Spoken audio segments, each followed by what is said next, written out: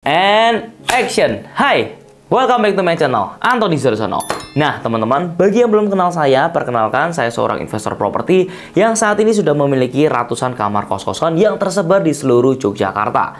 Nah teman-teman, di video kali ini kita akan bahas tentang 7 ide bisnis untuk kalian yang memiliki tanah kosong dengan budget di bawah 100 juta. Jika teman-teman tertarik, pastikan teman-teman nonton video ini sampai habis, karena saya tahu masih banyak teman-teman yang saat ini tanahnya itu sudah punya tapi tidak dimanfaatkan dengan baik. Padahal sebenarnya tanah ini tuh bisa mengenerate income setiap bulannya buat teman-teman dengan budget di bawah 100 juta aja.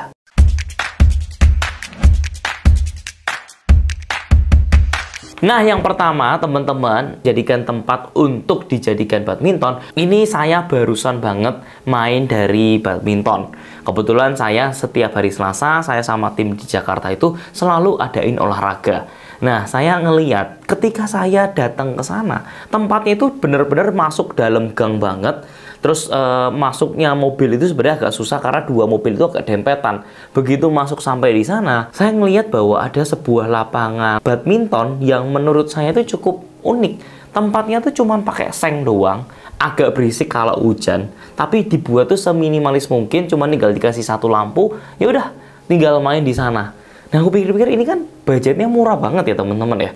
Teman-teman cukup ngeluarin cat untuk bikin lapangannya tersebut, kemudian kasih jaringnya, dan yang paling penting dikasih pelindung supaya nggak kena angin ya. Ketika main nggak kena angin. Ya teman-teman bisa manfaatin itu ketika tanahnya teman-teman tuh sebenarnya di dalam gang dan itu masih dalam lingkungan mahasiswa, perkantoran, itu pasti bakal dicari banget. Jadi teman-teman bisa melakukan hal yang sama supaya ketika ada tanah yang nganggur dan kira-kira saat ini masih belum dipakai banget sampai 5 tahun, 6 tahun ke depan, ya teman-teman bisa melakukan hal itu. Saya yakin juga pasti menguntungkan banget kalau teman-teman bisa dapat per jamnya aja itu bisa dijual 50.000 atau 40.000 ya kan, lumayan kan.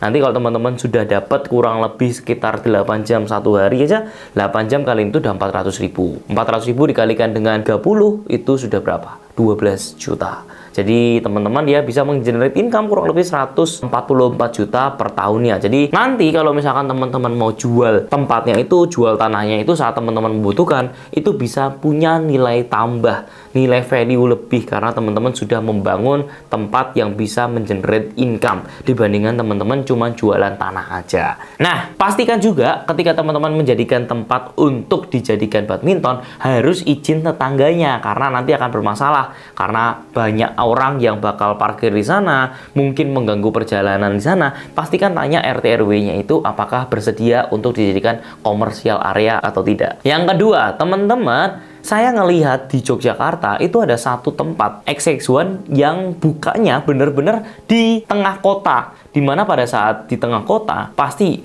kesusahan untuk mencari lahan parkirnya. Nah, biasanya daerah-daerah XX1 itu akan menyewa tanah-tanah di sebelah-sebelahnya. Dan kalau teman-teman beruntung jika tanahnya teman-teman dekat dengan tempat wisata atau dekat tempat hiburan, entertain, itu bisa kalian maksimalkan untuk jadikan parkiran.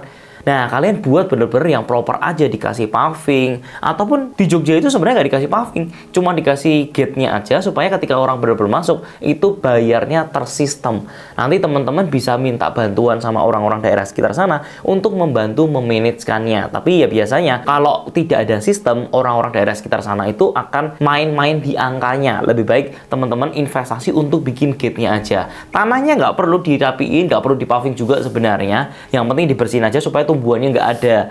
Nah, setelah itu teman-teman ajak orang-orang sekitar dan mereka yang mengoperate tempat parkiran. Teman-teman nggak usah main pusing. Nah, setelah itu baru teman-teman bikin gate-nya, ya kan? Nah, sampai saat itu ya teman-teman bisa narik uang sebesar-besarnya karena sekali lagi orang itu suka banget ngeluarin uang ketika dia lagi sedang sakit atau lagi mau dapat entertainment. Mereka akan loyal untuk mengeluarkan hal tersebut. Jadi orang-orang yang lagi refreshing pergi keluar kota nggak akan peduli kalau misalkan bayar lebih mahal untuk dapetin experience, ya kan? Nggak peduli kalau misalkan harga oleh-oleh itu mahal karena yang dibeli apa? Entertain experience, ya. Nah, kemudian yang ketiga, kalian bisa juga jadikan tempat untuk food court. Beberapa kali aku di Jakarta, aku ngelihat keliling-keliling, menarik juga ya. Ada sebuah lahan yang nggak dipakai dan cukup luas, bisa buat parkir beberapa mobil di depannya. Nah, karena di daerah sana itu sebenarnya yang tidak banyak orang-orang yang berjualan, dia sengaja cuma modelin paving aja. Setelah itu dia beli gerobakan kecil-kecil gitu. Nah, di depannya dikasih kayak meja kursian yang standar-standar aja. Nah, ini menurutku bisa jadi ide bisnis yang murah ya, karena teman-teman paving itu kan kurang lebih sekitar 150.000 per meternya. Ya, teman-teman tinggal kaliin aja kira-kira butuh berapa meter dari tempatnya teman-teman. Kalau misalkan tanahnya teman-teman 500 ya dikalikan dengan 150.000-nya itu. Terus habis itu nanti teman-teman mungkin bisa invest untuk beli beberapa gerobakan supaya yang ketika mau sewa di sana udah gampang. Dia nggak perlu keluarin biaya untuk bikin gerobaknya, sudah ada gerobaknya di sana. Nah, kemudian yang keempat, tempat futsal. Ini juga sangat menarik. Jadi kalau aku ngelihat ada juga di Jogja yang banyak banget bikin tempat futsal karena tanahnya itu sebenarnya besar dan udah lama nggak pernah dipakai. Ya udah, kalian bangunin aja bangunannya itu, nggak usah bener-bener yang mahal punya. Seng aja itu udah cukup banget ternyata. Seng aja udah cukup banget. Terus habis itu di bawahnya dikasih rumput-rumputan sintetis ya. Di sana teman-teman bisa mengenerate income karena per orangnya misalkan satu orang dikenakan biaya 20.000 atau mungkin teman-teman sewakan sekaligus satu lapangannya harganya 150.000 mungkin ya. Itu kan murah banget buat 11 orang aja kan, mas satu orang 10 ribuan ya kan. Atau yang kelima, teman-teman bisa juga jadikan untuk co-working space. Ini menurutku menarik banget ya. Ada satu tempat di Jogja yang konsepnya tuh lucu banget. Jadi mungkin karena ownernya males, jadi dia nggak mau bikin yang namanya restoran. Karena seperti yang tahu ya, kalau restoran kan kita harus banyak bekerja ya. Kita harus riset produk, kita harus bikin minuman, terus habis itu kita harus menghitung suplai bahan bakunya, terus habis itu untuk ngedeliver SOP-nya juga harus jelas. Itu kan butuh proses yang panjang. Nah, gimana caranya? Dia nggak mau terlalu ribet, yang penting disewa-sewakan aja.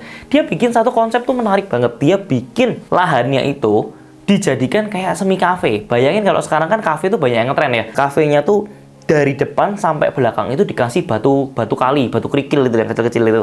Nah, setelah itu dikasih ada yang di semen juga buat mereka duduk-dudukan. Nah, mereka duduk di sana, mereka cuman invest pohon-pohon yang ada di sana. Dia kasihin satu wifi, yaudah setiap kali orang masuk dicas saja. Nggak ada minuman, nggak ada apa, boleh bawa makanan dari luar, nggak masalah. Yang penting mereka kalau misalkan mau di sana, mungkin ngobrol-ngobrol, bayar aja per orangnya. Menurutku ini konsep yang cukup menarik ya. Kita nggak perlu invest terlalu banyak, nggak perlu pusing operasional gimana. Kalau misalkan teman-teman mau pusing, bikinin kafenya sekalian, ya monggo. Tapi kan ada juga orang yang yaudah yang seadanya aja lah. Yaudah teman-teman tinggal bantuin semen aja, kasih pohon-pohon aja. Setiap customernya itu duduk, dikasih di tengahnya tuh ada pohon. Jadi ketika mereka ngomong lebih rindang. Nah, kafe seperti ini tuh sebenarnya sangat populer ya. Jadi sesimpel itu aja, itu bisa jadi mesin uang. Jadi teman-teman nggak perlu yang namanya sampai pusing gimana banget. Jangan sampai jadi kayak bisnis. Yang penting ketika kita punya lahan yang kosong, kita maksimalkan dengan budget yang serendah-rendahnya. Nanti baru dari sana kalau teman-teman punya uang banyak, ya mau mulai invest atau mau kerja sama dengan kafe-kafe juga boleh. Jadi kafenya itu yang buka di tempatnya kita, nah kita dapat uang sewaan dari dia atau bagi hasil aja juga nggak masalah. Nah, yang keenam, ini juga ada yang menarik, yaitu adalah dijadikan tempat rumah hantu. Bayangin teman-teman. Ini aku pernah ngeliat pada waktu kurang lebih sekitar waktu masih aku di kuliah. Terus habis itu di Jogja itu, di tempat sebelahnya itu kan ada kampus mahasiswa Atmajaya. Nah, di seberangnya itu ada lahan kosong banget. Nah, dia itu dibangunkan tenda yang cukup besar, di mana di sana itu benar-benar dibikin tempat hantu, dan di sana tuh ramai banget. Ya memang sih itu benar-benar musiman ya. Paling kurang lebih sekitar 2 bulan, 3 bulan itu sudah hype-nya sudah berkurang banget ya kan. Paling lama juga paling 6 bulan ya kan. Yang penting tapi bisa mengenerate income juga di sana. Kan untuk investasi rumah hantu tidak sangat besar. Teman-teman tinggal bangun tenda-tendaan aja. Kemudian setelah itu teman-teman investnya apa? Invest ke orang-orang, tinggal dikasih makeup ya kan. Terus habis itu teman-teman juga beli barangnya itu juga barang-barang bekas. Semakin barangnya bekas, semakin terlihat hancur, makin kelihatan suasananya serem. Bayangin teman-teman, berapa banyak barang yang ada di OLX yang harganya hancur-hancuran. Teman-teman bisa beli untuk mendekorasi ruangan tersebut, dan teman-teman bisa cas, harganya sangat mahal. Karena balik lagi, experience, orang tidak mempedulikan harga sama sekali. Jadi ketika teman-teman bisa menciptakan suasana yang mengerikan, terus habis itu teman-teman bisa kreatif dalam membentuk hantu-hantunya, wah itu bakal viral banget dan bisa cepet, ya kan? Jadi kalau misalkan teman-teman ada lahan di komersial, bisa nih jadi salah satu ide bisnis, dan itu aku yakin budgetnya bisa di bawah di angka 100 jutaan. Nah, yang terakhir, yang ketujuh, kalau teman-teman daerahnya mungkin masih jauh atau di daerah dekat pariwisata, seperti dekat pegunungan atau dekat dengan laut, teman-teman bisa nih memanfaatkan kondisi-kondisi yang seperti ini untuk dijadikan tempat wisata. Ada salah satu sosok yang aku baca kemarin di internet, ada dia bikin